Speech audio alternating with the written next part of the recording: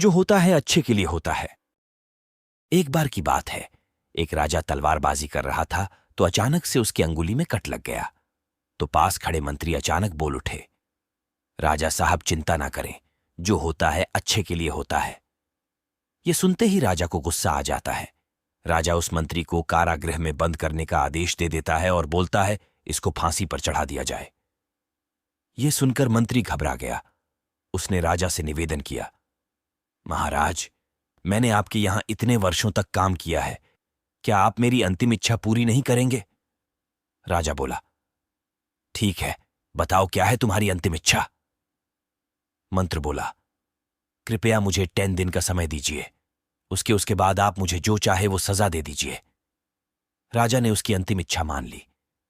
राजा दूसरे दिन अपने सैनिकों के साथ जंगल में शिकार पर निकला। जंगल के बीच में राजा अपने सैनिकों से बिछड़ गए और रास्ता भटक गए। रास्ता ढूंढते हुए राजा वनवासियों के बीच पहुंच गए, जो बलि देने के लिए किसी को ढूंढ रहे थे। वनवासियों ने राजा को पकड़ लिया और वन की देवी को बलि देने के लिए ले गए। बलि देने की सारी तैयारियां पूरी हो गईं।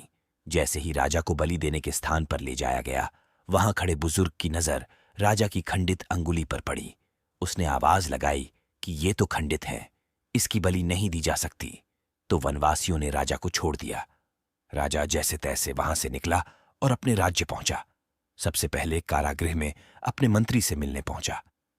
राजा ने मंत्री से कहा, आपने सही कहा था, अगर मेरी अंगुली नहीं कटी होती तो मैं जिंदा नहीं होता, यानी जो होता है वो अच्छे के लिए होता है। राजा ने फिर पूछा, मेरा तो फायदा हुआ, लेकिन आपका कैसे फायदा हुआ? मैंने तो आपको सजा दी। मंत्री बोला, मैं आपके साथ शिकार पर हमेशा रहता हूं, उस दिन भी रहता, लेकिन मेरे खंडित नहीं होने के कारण मेरी बलि चढ़ जाती, इसीलिए मेरे साथ भी जो हुआ अच्छा हुआ। राजा प्रसन्न हुआ, लेकिन छोटी सी बात पर मंत्री को सजा देने का दुख भी हुआ। इसलिए राजा ने मंत्री को कारागृह से निकलकर फिर से अपने साथ रख लिया। कहानी की नीति, मॉरल ऑफ द स्टोरी। दोस्तों, अपने जीवन में भी बहुत से उतार चढ़ाव आते रहते हैं। कभी कभी कुछ चीजें मन मुताबिक नहीं होती हैं, इस कारण से कभी निराश नहीं होना चाहिए।